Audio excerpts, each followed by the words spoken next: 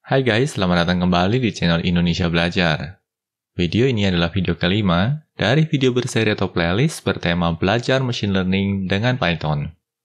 Dalam video kali ini, kita akan mempelajari salah satu model machine learning dasar, yaitu Simple Linear Regression dengan Scikit-learn. Yuk, kita mulai sesi pembelajaran kita.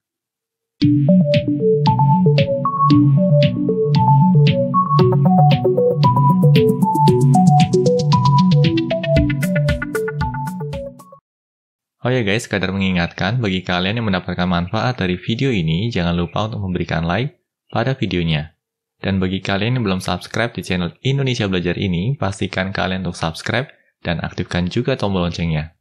Karena di tiap minggunya kami selalu mengupload video-video tutorial terbaru seputar dunia IT. Jadi pastikan kalian untuk stay tune terus di channel Indonesia Belajar ini.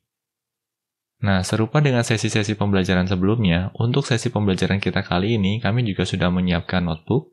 Di sini kami akan switching dulu ke presentation mode. Dalam sesi pembelajaran kali ini, kita akan mempelajari salah satu model machine learning paling sederhana, yaitu Simple Linear Regression.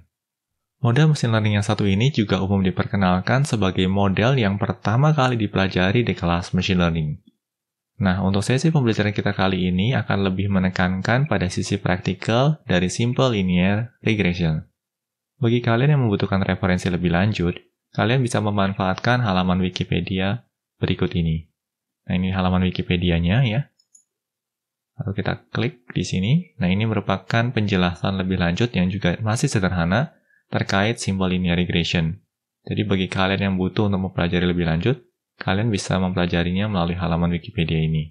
Nanti link juga akan kami sertakan pada deskripsi video. Oke, yuk kita mulai sesi pembelajaran kita. Pada slide ini, kita akan mempersiapkan terlebih dahulu dataset yang akan kita pergunakan dalam sesi pembelajaran kita kali ini. Nah, di sini kita akan membentuk dataset yang berisi daftar diameter pizza beserta harganya. Dataset ini akan kita tampung ke dalam format pandas data frame. Berikut akan kami demokan caranya. Nah, di sini pertama-tama kita akan import dulu modul pandasnya ya. Di sini kita panggil import pandas SPD. Lalu berikutnya di sini kita siapkan suatu dictionary yang terdiri dari dua buah key, yaitu diameter dan harga. Dan setiap key-nya ini akan berasosiasi dengan list. Nah, ini list untuk diameter dan ini adalah list untuk harga. Lalu berikutnya dictionary ini akan kita tampung ke dalam variabel pizza. Untuk selanjutnya kita bentuk sebagai objek data frame. Nah, di sini proses pembentukan data frame-nya bisa dilakukan dengan cara pd.dataframe, lalu kita menyertakan pizza sebagai parameternya. Dan objek data frame yang terbentuk di sini akan kita tampung ke dalam variabel pizza_df. Untuk selanjutnya kita tampilkan isinya. Kita coba eksekusi ya guys skripnya di sini. Nah, ini dia hasilnya. Ini merupakan data frame yang terbentuk. Kalau kita lihat, dataset kita kali ini terdiri dari dua buah kolom, yaitu kolom diameter dan kolom harga. Nah, dalam sesi pembelajaran kita kali ini, kita akan membentuk suatu model machine learning sederhana yang dapat digunakan untuk memprediksi harga pizza bila diketahui ukuran diameternya. Dengan kata lain, di sini nilai diameter akan berperan sebagai feature, sedangkan harga pizza akan berperan sebagai target. Kita coba lanjut ya ke slide berikutnya. Di sini kita akan coba visualisasikan dataset pizza yang telah kita bentuk sebelumnya ke dalam scatter plot, di mana sumbu X-nya akan berasosiasi dengan diameter pizza, sedangkan sumbu Y-nya akan berasosiasi dengan harga pizza. Berikut akan kami demokan caranya. Nah, di sini karena kita ingin melakukan visualisasi data, maka kita akan import dulu modul penting kita, yaitu matplotlib/pyplot. Di sini kita panggil import matplotlib.pyplot, dan kita aliaskan sebagai plt. Lalu berikutnya, karena kita ingin melakukan visualisasi berupa scatter plot dari data yang disimpan dalam pizza.df, maka di sini kita panggil pizza_df.plot, lalu kita akan sertakan 3 parameter. Nah, parameter yang pertama adalah parameter kind yang kita beri nilai scatter. Karena plotting yang mau kita hasilkan kali ini adalah scatter plot. Lalu berikutnya, untuk sumbu X akan kita asosiasikan dengan kolom diameter, sedangkan sumbu Y-nya akan kita asosiasikan dengan kolom harga. Nah, kita coba eksekusi dulu ya guys scriptnya di sini. Kalau kita lihat di sini tampilannya agak sedikit kacau ya. Bisa kita siasati dengan cara back dulu, lalu kita forward lagi.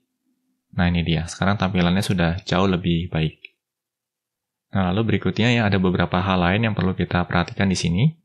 3 baris berikutnya di sini akan mengatur tampilan untuk judul dan juga label pada sumbu X maupun sumbu Y-nya. Nah, untuk judul di sini diatur dengan menggunakan plt.title, sedangkan untuk label sumbu X dan sumbu Y, kita atur dengan plt.xlabel dan plt.ylabel. Lalu selanjutnya kita juga mengatur xlim dan ylim-nya. Nah, xlim dan ylim ini digunakan untuk mengatur jangkauan sumbu X dan juga jangkauan sumbu Y-nya. Lalu kita lihat di sini ya, 0,25 artinya jangkauan untuk sumbu X-nya adalah 0 sampai dengan 25. Demikian juga jangkauan untuk sumbu Y-nya. Ya, makanya di sini kita juga set Y-limnya 0,25. Jadi di sini nilai sumbu Y-nya dimulai dari 0 sampai dengan 25. Lalu berikutnya di sini kita juga mengaktifkan grid-nya. Di sini kita panggil plt.grid, lalu kita beri nilai true. Dan di akhir, di sini kita akan tampilkan plotting kita dengan memanggil plt.show. Nah, lebih kurang seperti ini proses visualisasi datanya. Bagi kalian yang masih awam dengan topik visualisasi data dengan Python Matplotlib, kami sangat menyarankan untuk mempelajarinya terlebih dahulu. Di channel Indonesia Belajar ini, kami pernah membuatkan satu seri pembelajaran yang secara khusus membahas topik visualisasi data dengan Python Matplotlib. Jadi kalian bisa mempelajarinya melalui seri pembelajaran tersebut. Oke, berikutnya di sini kita akan pelajari lebih lanjut mengenai hasil plottingnya. Nah, kalau kita perhatikan di sini, setiap data point atau setiap markernya ini akan merepresentasikan satu baris dari data frame yang kita miliki. Kalau kita back dulu di sini ya. Nah, kalau kita lihat di sini kan data kita terdiri dari 5 instance atau terdiri dari 5 baris. Nah, setiap barisnya ini akan direpresentasikan dengan satu marker yang ada di sini. Oleh karenanya di sini kita bisa melihat adanya 5 marker atau 5 titik berwarna biru. Dan kalau kita perhatikan di sini, ini seolah-olah akan membentuk suatu garis lurus seperti ini. Nah, ini merupakan kasus yang sangat tepat sekali untuk menerapkan linear regression. Karena model linear regression ini akan berkaitan dengan persamaan garis lurus. Nah, di sini kami juga perlu ulas lagi terkait dengan tujuan dari eksplorasi kita. Tujuannya di sini adalah kita mencoba untuk memprediksi harga pizza bila diketahui diameternya. Dan kita akan pecahkan permasalahan ini dengan memanfaatkan model machine learning, yaitu simple linear regression. Kita coba lanjut ya ke slide berikutnya. Setelah kita memahami konteks dataset dan juga permasalahannya, kita akan coba menerapkan simple linear regression model sebagai solusi. Nah, sesuai dengan namanya, model machine learning yang satu ini memang digunakan untuk menyelesaikan regression task. Bagi kalian yang masih bingung dengan istilah regression task, kami sangat menyarankan untuk mempelajari kembali video pertama dari seri belajar machine learning ini. Kita coba lanjut ya ke slide berikutnya. Di sini kita akan melakukan beberapa penyesuaian terhadap dataset pizza yang kita miliki. Langkah pertama yang akan kita lakukan adalah mengelompokkan feature dan target ke dalam 2 variabel terpisah. Selain itu, kita juga akan melakukan konversi struktur data dari yang semula menggunakan pandas data frame menjadi NumPy array. Berikut akan kami demokan prosesnya. Nah, di sini pertama-tama kita akan import dulu NumPy-nya ya. Di sini NumPy kita import sebagai NP, import NumPy as NP. Lalu berikutnya untuk diameter ya, karena diameter ini merupakan feature, akan kita seleksi dulu, lalu kita konversikan menjadi suatu NumPy array, yang berikutnya akan kita tampung ke dalam variabel X, di mana variabel X ini akan kita pandang sebagai variabel feature. Lalu berikutnya untuk kolom harga juga akan kita konversikan menjadi NumPy array, dan nilainya akan kita tampung ke dalam variabel Y. Nah, variabel Y ini akan kita perlakukan sebagai variabel target. Kami ulangi sekali lagi ya, X yang merupakan feature, sedangkan Y-nya merupakan target. Lalu berikutnya kita akan coba print out dulu data yang disimpan dalam X maupun Y-nya. Kita coba eksekusi dulu ya guys scriptnya. Nah, ini dia hasilnya. Ini merupakan kumpulan nilai features, dan yang ini merupakan kumpulan nilai target. Kalau kita perhatikan di sini, variabel X yang digunakan untuk menampung nilai features hanya terdiri dari satu dimensi saja. Padahal dari sesi pembelajaran sebelumnya, kita mengetahui bahwa model machine learning yang disertakan dalam scikit-learn membutuhkan sekumpulan nilai features yang ditampung dalam suatu array 2 dimensi. Oleh karenanya di sini kita perlu melakukan proses reshaping terhadap array yang digunakan untuk menampung nilai feature ini. Berikut akan kami demokan prosesnya. Nah, di sini array yang ditampung dalam X-nya akan kita reshape. Caranya cukup mudah ya. Di sini kita tinggal panggil saja x.reshape dan kita beri nilai parameter negatif 1,1. Lalu berikutnya kita akan tampilkan shape atau dimensi dari X setelah proses reshaping ini. Kita coba eksekusi dulu ya guys skripnya di sini. Nah, bisa kita lihat di sini setelah proses reshaping dimensinya menjadi 5,1. Dan kalau kita tampilkan hasilnya di sini, ini dia hasilnya, ya. Kali ini variabel X akan menampung suatu array 2 dimensi, di mana jumlah barisnya ada 5, dan jumlah kolomnya ada 1. Nah, proses transformasi dari kondisi nilai X seperti ini menjadi seperti ini dimungkinkan atau difasilitasi dengan memanggil metode reshape semacam ini. Nah, bagaimana guys? Harapannya bisa dipahami ya. Kita akan coba lanjut ke slide berikutnya. Pada slide ini, kita akan melakukan proses training model machine learning, di mana model yang akan kita pilih adalah linear regression. Berikut akan kami demokan prosesnya. Nah, di sini pertama-tama kita perlu import dulu estimator class-nya, dan estimator class yang mau kita gunakan kali ini adalah linear regression. Caranya, kita cukup panggil saja from scalar.linear_model, lalu import linear regression. Nah, berikutnya kita akan membuat objek model dari estimator class ini. Kita panggil saja linear regression, kurung buka kurung tutup, lalu objek yang terbentuk akan kita tampung ke dalam variabel model. Nah, selanjutnya objek model ini akan kita training dengan cara memanggil method fit. Nah, method fit ini nantinya akan membutuhkan 2 buah parameter, yaitu sekumpulan nilai features beserta sekumpulan nilai targetnya, di mana sekumpulan nilai feature dan nilai targetnya sudah kita tempatkan ke dalam variabel X dan variabel Y. Kita coba eksekusi ya guys skripnya di sini. Nah, ini dia proses training modelnya baru saja selesai. Sekarang ini objek model kita statusnya adalah trained model atau objek model yang sudah di training. Kita coba lanjut ya ke slide berikutnya. Karena model machine learning yang kita gunakan adalah linear model yang notabene terbilang masih sangat sederhana, maka di sini kita juga bisa memvisualisasikan model ini. Karena pada dasarnya linear model yang dihasilkan ini akan berupa garis lurus. Untuk dapat memvisualisasikan persamaan garis ini, pertama-tama kita akan siapkan 2 buah nilai untuk X-nya atau untuk features-nya, yaitu nilai 0 dan juga nilai 25. Nah, kedua nilai ini kami tentukan karena di sini kami ingin melakukan plotting pada area dengan ukuran 25 kali 25. Dan di sini kami mengambil nilai terkecil dan nilai terbesarnya, yaitu 0 dan 25. Nah, untuk lebih jelasnya, berikut akan kami demokan prosesnya. Nah, di sini kita akan siapkan 2 buah nilai untuk features ya, yaitu 0 dan 25. Dan kedua nilai ini akan kita bentuk sebagai numpy array. Dan kembali ya, karena numpy array ini akan digunakan sebagai feature, maka perlu kita reshape agar menghasilkan array 2 dimensi. Oleh karenanya kita panggil juga reshape dengan nilai parameter negatif 1,1. Nah, nilai feature ini lalu kita tampung ke dalam variabel x_vis. Karena pada dasarnya nilai ini mau kita gunakan sebagai nilai features yang digunakan untuk melakukan visualisasi garis linear. Lalu berikutnya, berdasarkan nilai xvis ini, kita akan melakukan prediksi nilai y-nya. Makanya di sini kita panggil model.predict, kita masukkan nilai xvis-nya.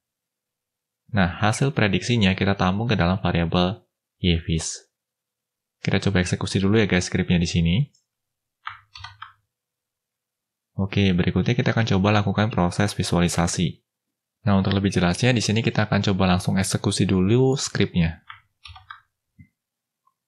Ini merupakan hasil visualisasinya dan kita akan coba pelajari dulu prosesnya. Nah, di sini pertama-tama kita akan panggil dulu plt.scatter, lalu kita sertakan nilai x dan y, Ya, nah, X dan Y-nya bukan X dan Y vis ya, tetapi X dan Y yang kita miliki dari dataset sebelumnya. Dan ini digunakan untuk melakukan plotting marker berwarna biru ini. Dan bisa kita lihat di sini ya, jumlah markernya ada 5 yang merepresentasikan 5 instance atau 5 data point dari dataset yang kita miliki. Lalu selanjutnya, kita juga melakukan PLT plot untuk melakukan plotting ini nih. Ya, nah, garis merah ini dihasilkan dari proses plotting yang ada di sini. Yang kita plotting adalah nilai X dan nilai Y yang digunakan untuk melakukan proses visualisasi. Di mana nilai X-nya itu ada 2, yaitu 0 dan 25. Berarti ini data point yang pertama dan ini adalah data point yang kedua. Lalu nilai Y-nya ini dihasilkan dari proses prediksi, ya, model.predict, dari setiap nilai X-vis-nya. Dan di sini hasilnya kita tampung ke dalam variabel Y-vis. Nah, ini merupakan titik yang pertama atau data point yang pertama, sedangkan yang ada di sini merupakan data point yang kedua. Lalu visualisasinya kita gunakan dash R. Nah, dash ini akan membentuk suatu garis lurus, dan R ini nantinya akan berkorelasi dengan warna merah. Nah, bagaimana guys? Harapannya bisa dipahami ya. Lalu berikutnya terkait labeling ya, baik untuk judul, X label, Y label, dan juga pengaturan X-lim dan Y-limnya, ini masih sama persis dengan visualisasi yang kita hasilkan sebelumnya.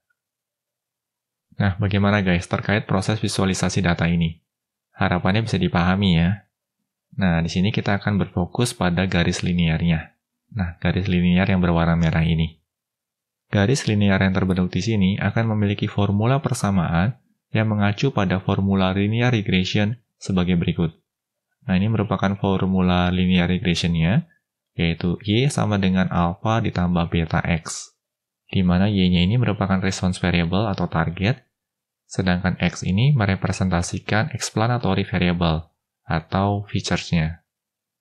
Lalu berikutnya di sini kita juga akan mengenal dua parameter penting, yaitu alpha dan beta.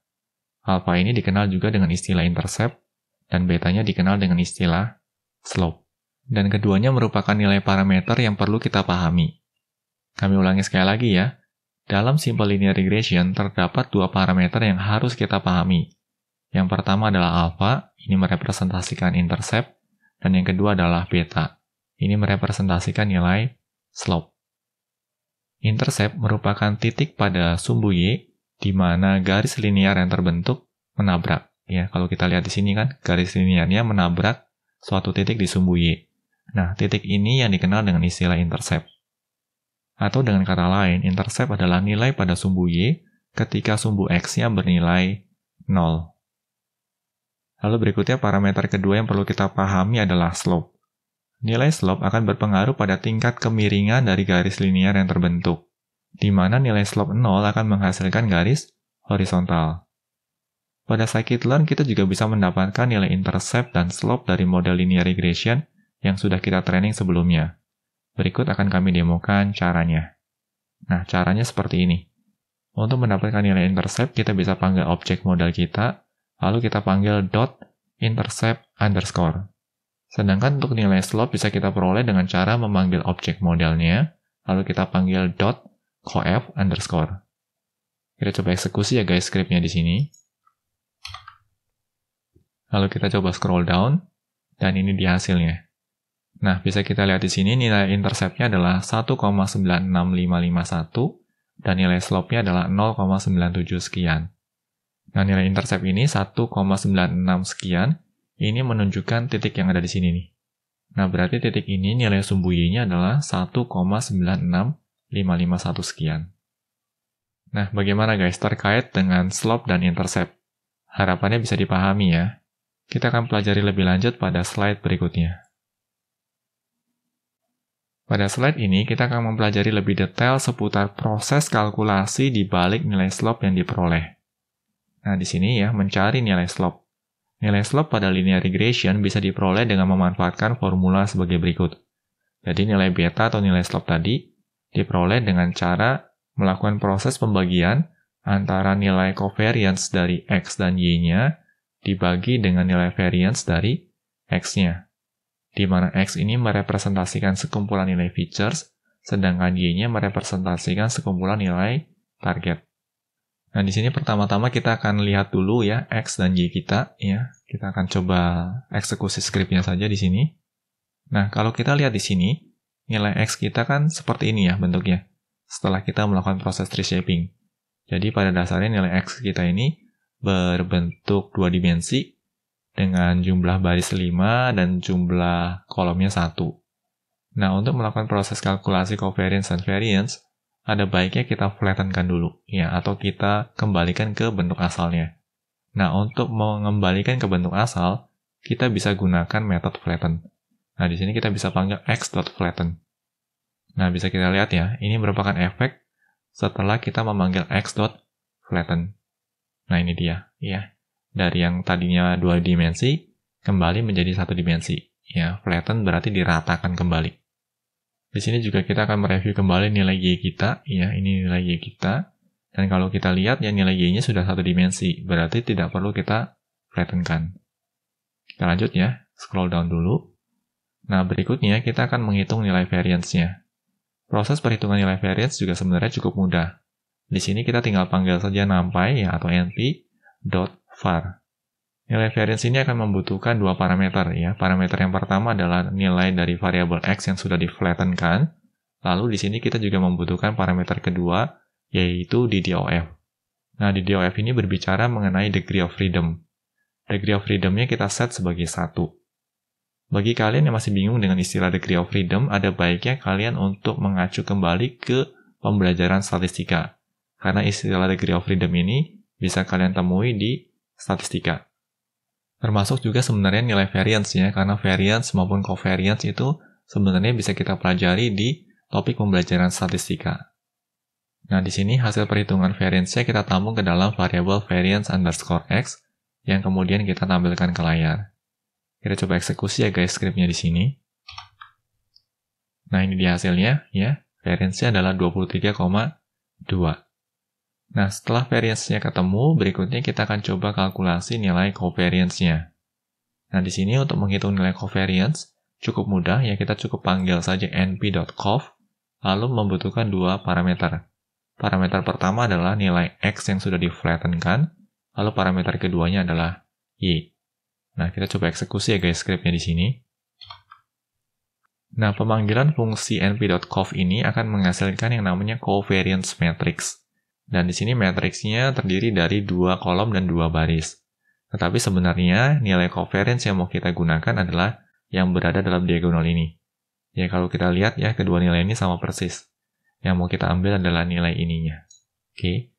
Nah, berarti di sini untuk mengambil nilai covariance-nya, setelah kita melakukan proses ini atau pemanggilan fungsi ini, maka nilainya di sini perlu kita ambil yang indeks ke 0, lalu dimensi keduanya indeks ke 1, karena kita mau ambil yang ini saja.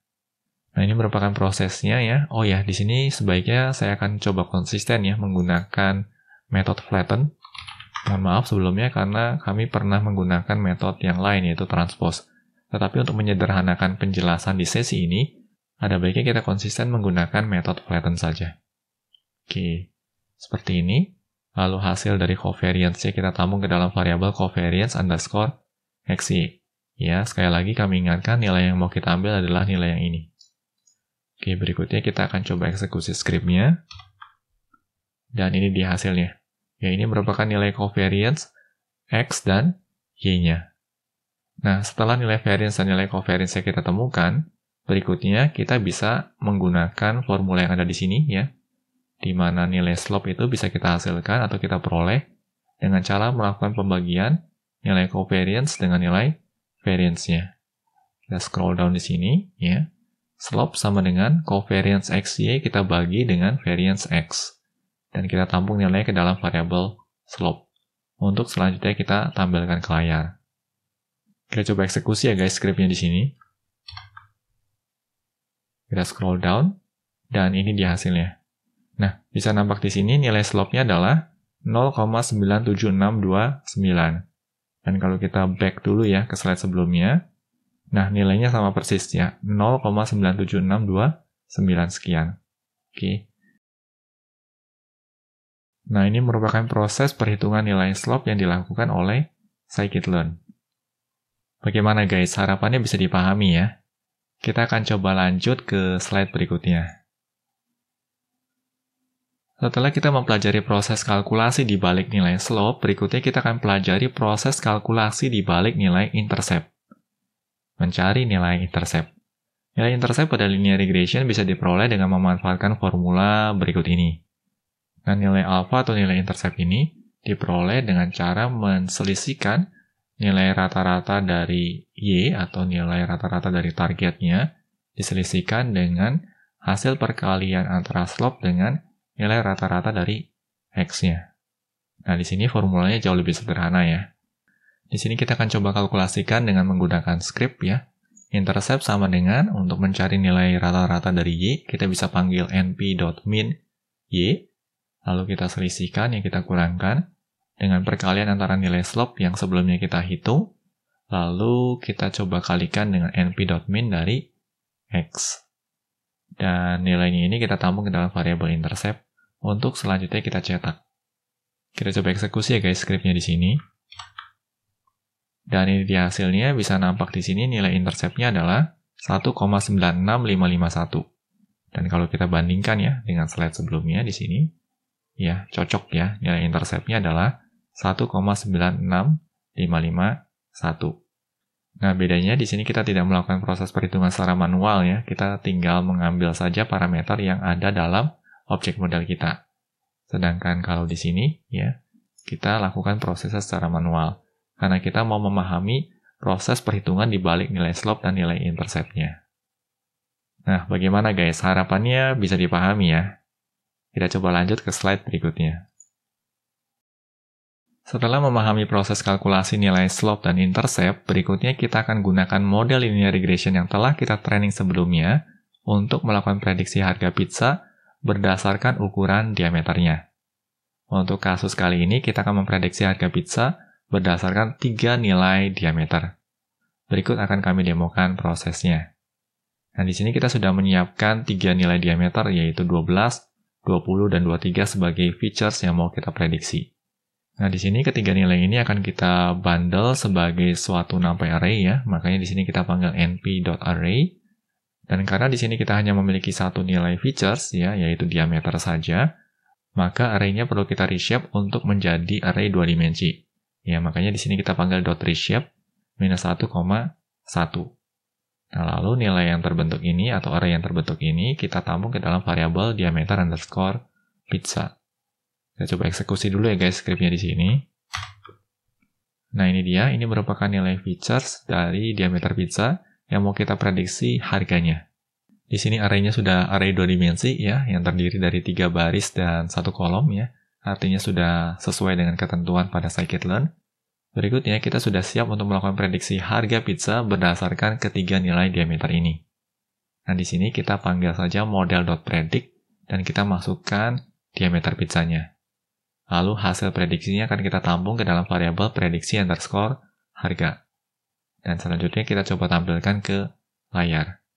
Kita coba eksekusi ya guys scriptnya di sini. Nah, ini dia hasilnya ya. Bisa kita lihat di sini ya, ini merupakan ketiga harga pizza yang diprediksi dengan memanfaatkan model linear regression yang sudah kita training sebelumnya. Dan kalau kita mau melihat dengan lebih jelas ya, kita akan coba print out dengan lebih cantik di sini ya. Kami sudah melakukan proses looping dan printing. Ya, kami sudah siapkan scriptnya di sini. Kita coba eksekusi scriptnya. Dan ini dia. Di sini bisa kita lihat, untuk pizza dengan diameter 12, ini diprediksi memiliki harga 13,68 sekian. Sedangkan pizza dengan ukuran diameter 20, kita prediksi memiliki harga 21,49 sekian. Dan terakhir, pizza dengan ukuran 23, ini kita prediksi memiliki harga 24,42 sekian. Nah, bagaimana guys? Harapannya bisa dipahami ya. Kita akan coba lanjut ke slide berikutnya. Pada slide ini, kita akan mempelajari salah satu teknik yang dapat kita gunakan untuk melakukan evaluasi performa dari linear regression model. Untuk keperluan ini, kami akan bentuk kembali training set yang pernah kita gunakan sebelumnya. Selain itu, kali ini kami juga akan sertakan testing setnya. Nah, di sini kita akan bentuk 2 set data ya. Yang pertama adalah trend set, yang kedua adalah testing set. Nah, untuk trend setnya juga lengkap ya. Di sini ada X-trend dan Y-trend. Nilai X-trend dan Y-trend ini sebenarnya sama persis dengan nilai yang sebelumnya kita gunakan. Tetapi di sini kita langsung bentuk dengan menggunakan NumPy array. Nah, kembali nih, karena di sini hanya terdiri dari satu feature, sedangkan scikit-learn membutuhkan feature dalam bentuk metrik atau array 2 dimensi, maka kita perlu reshape dengan menggunakan reshape -1,1. Oke. Lalu berikutnya nilainya kita tampung ke dalam variabel X-trend maupun Y-trend. Nah, demikian juga untuk testing set. Di sini kami juga sudah menyiapkan testing set ya. Dan testing setnya ini kita bentuk juga dalam format NumPy array yang akan kita tampung ke dalam variabel X-test dan Y-test. Kita coba eksekusi dulu ya guys scriptnya di sini. Oke, berarti di sini kita sudah punya X-trend, Y-trend, X-test dan Y-test. Ini testing set, ini training set. X ini merepresentasikan data features, Y-nya merepresentasikan data target. Selanjutnya, di sini kita akan bentuk kembali objek modelnya untuk kita training. Nah, di sini kita panggil ya, linear regression ya. Kita bentuk kembali objek dari kelas linear regression ini. Lalu kita tampung ke dalam variabel model ya. Dan berikutnya objek modelnya kita training dengan memanggil method fit. Dan menyertakan X-trend dan Y-trend sebagai parameternya. Kita coba eksekusi ya guys, scriptnya di sini. Selanjutnya kita akan berfokus pada proses evaluasi dari modelnya. Kita coba scrolling lagi di sini. Teknik evaluasi yang akan kita pelajari kali ini adalah coefficient of determination atau biasa dikenal sebagai R-square atau kalau dalam bahasa Indonesia R kuadrat. Bagi kalian yang butuh dan ingin mempelajari lebih lanjut, kami juga akan menyertakan referensi dari halaman Wikipedia pada deskripsi video. Nah, ini halaman Wikipedia-nya. Jadi bagi kalian yang ingin mempelajari lebih lanjut mengenai coefficient of determination, kalian bisa pelajari dari sini. Nanti link juga akan kami sertakan pada deskripsi video. Nah, berikut akan kami demokan mekanisme untuk menggunakan teknik evaluasi ini dengan memanfaatkan scikit-learn. Nah, di sini pertama-tama kita akan coba import dulu ya metrik evaluasinya dengan cara memanggil from sklearn.metrics, lalu import. Yang kita import adalah R2 score atau R-square score-nya. Selanjutnya, di sini kita akan melakukan proses prediksi nilai target dengan memanfaatkan nilai features pada testing set kita. Makanya di sini kita panggil model.predict X-test. Dan nilai prediksinya kita akan tampung ke dalam variabel Y-pred. Nah, berarti di sini kita memiliki nilai Y hasil prediksi dan juga nilai Y yang real dari dataset testing kita yang ditampung dalam variabel Y-test. Nah, kedua nilai ini mau kita ukur nih atau mau kita bandingkan. Nah, caranya di sini kita tinggal panggil saja fungsinya ya, R2 score, lalu akan menyertakan dua buah parameter. Parameter pertama adalah nilai Y-test-nya, sedangkan parameter kedua adalah Y-pred-nya.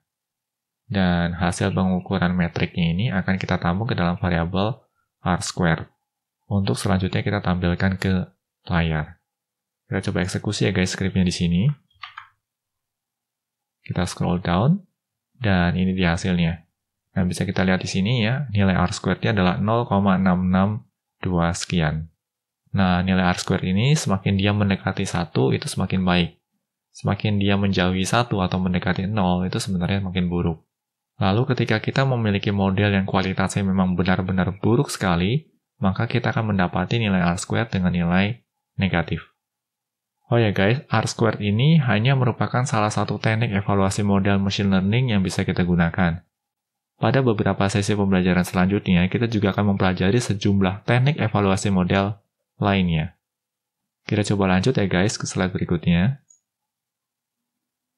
Nilai R-squared yang diusung oleh scikit-learn ini seringkali disalah-tafsirkan sebagai nilai R-squared pada Pearson Correlation Coefficient. Padahal nilai R-squared di sini mengacu pada nilai coefficient of determination. Oleh karenanya, di sini kita akan coba pelajari bagaimana scikit-learn melakukan kalkulasi nilai R-squared ini. Nah, di sini ya, mencari nilai R-squared atau R kuadrat. Nah, formulanya lebih kurang seperti ini nih, teman-teman. Formulanya R-squared ini diperoleh dengan cara 1 diselisihkan dengan pembagian antara nilai SS-res. Nah, SS-res ini merepresentasikan sum square residual. Ini dibagi dengan SS tot. SS-nya juga sama ya, sum squared total. Nah, untuk lebih jelasnya kita akan coba lihat nih, apa sih yang dimaksud dengan sum squared residual. Sum squared residual ini pada dasarnya adalah proses perhitungan selisih ya, antara setiap nilai Y pada testing set dengan nilai prediksinya. Lalu nilai selisihnya ini kita pangkatkan 2, dan kita jumlahkan secara keseluruhan. Nah, ini yang akan membentuk sum squared residual. Atau dengan kata lain, sebenarnya di sini kita menghitung nilai error ya, atau akumulasi nilai errornya. Lalu berikutnya SS tot ya, atau sum square total. Nah, SS tot ini pada dasarnya adalah proses perhitungan selisih nilai untuk setiap nilai Y pada testing set ya, dengan nilai rata-ratanya. Ya, makanya di sini YI diselisihkan dengan Y bar atau Y min. Dan nilai selisihnya ini kita pangkatkan 2. Lalu kita akan akumulasikan dengan keseluruhan nilai Y yang ada. Dan nilainya ini dikenal dengan istilah sum square total. Nah, di sini kita juga sudah menyiapkan skrip yang mensimulasikan proses perhitungan sum squared residual. Nah, kalau kita perhatikan di sini ya, kami banyak menggunakan proses yang namanya list comprehension. Nah, bagi kalian yang masih awam dengan proses comprehension, ada baiknya kalian juga mempelajarinya di channel Indonesia Belajar ini. Kita coba eksekusi ya guys skripnya di sini. Nah, ini merupakan nilai sum squared residualnya. Berikutnya ya, di sini kita juga akan melakukan proses kalkulasi untuk nilai sum squared totalnya. Kita eksekusi skripnya. Dan ini merupakan nilai dari sum squared totalnya. Nah, setelah kita mendapatkan nilai sum squared residual dan nilai sum squared total, maka selanjutnya kita bisa melakukan proses perhitungan untuk R squared-nya. Nah, di sini nilai R squared bisa kita peroleh dengan cara 1 diselisihkan dengan hasil pembagian antara sum squared residual dibagi dengan sum squared total. Nilainya kita tampung ke dalam variabel R squared, dan berikutnya kita akan coba tampilkan ke layar. Kita coba eksekusi ya guys skripnya di sini. Kita scroll down. Nah, ini dia hasilnya. Ya, R squared-nya adalah 0,662 sekian. Dan kalau kita bandingkan ya, dengan hasil perhitungan menggunakan metriknya scikit-learn, ini sama persis nih. Ini hasilnya adalah 0,662 sekian. Nah, bedanya di sini menggunakan metrik dari scikit-learn, sedangkan kalau di sini ya, kita lakukan prosesnya secara manual. Nah, bagaimana guys? Harapannya bisa dipahami ya proses kalkulasi dari R squared ini. Demikian sesi pembelajaran terkait simple linear regression sebagai model machine learning pertama yang dibahas dalam seri pembelajaran ini. Semoga materi pembelajaran yang disampaikan dapat membantu kalian dalam mempelajari machine learning. Pastikan juga untuk terus mengikuti materi pembelajaran lanjutan lainnya di channel ini. Bila mana ada pertanyaan ataupun masukan terkait materi yang disampaikan dalam video pembelajaran ini, kalian bisa menuliskannya pada kolom komentar di bawah ini. Kami akan selalu berusaha untuk menanggapi setiap pertanyaan dan masukan yang kalian sampaikan. Oke guys, semoga video ini bermanfaat bagi kita semua. Jangan lupa untuk komen, like, share, dan subscribe tentunya, karena ini akan membantu kami untuk terus menghasilkan materi pembelajaran berkualitas lainnya. Salam Indonesia Belajar, banyak belajar biar bisa bantu banyak orang.